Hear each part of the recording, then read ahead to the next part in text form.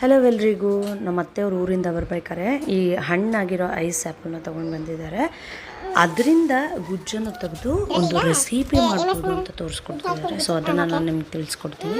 So ಆ ಗುಜ್ಜನ್ನು ತೆಗೆದು ಅದರಲ್ಲಿ ಆ ಗುಜ್ಜು ಒಳಗಡೆ ತುರಿದಿಟ್ಕೊಂಡಿರೋಂತಹ ಹಸಿ ಕೊಬ್ಬರಿ ಮತ್ತು ಬೆಲ್ಲನ ಹಾಕಿ ಅದಕ್ಕೆ ಸ್ವಲ್ಪ ಬೇಕಿಂಗ್ ಪೌಡರ್, ಇಲಾಚಿ ಪೌಡರ್, ಹಾಗೆ ಸ್ವಲ್ಪ ಅಕ್ಕಿ ಹಿಟ್ಟು ಹಾಕಿ ಎಲ್ಲವನ್ನು ಮಿಕ್ಸ್ ಮಾಡಿಕೊಂಡು ಒಂದು ಟ್ರೇ ಒಳಗಡೆ ಹಾಕಿ ಒಂದು 20 ನಿಮಿಷಗಳ ಕಾಲ ಬೇಕ್ ಮಾಡಿದರೆ ನಿಮಗೆ ಒಂದು ಒಳ್ಳೆ ಸ್ವೀಟ್ ರೆಸಿಪಿ ತಯಾರಾಗುತ್ತೆ.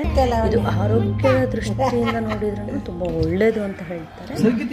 ನೀವು ಒಂದು ಸರಿ ಟ್ರೈ ಮಾಡಿ. ನಾನಂತೂ ಇದು ಫಸ್ಟ್ ಟೈಮ್ ತಿಂತಾ ಇರೋದು.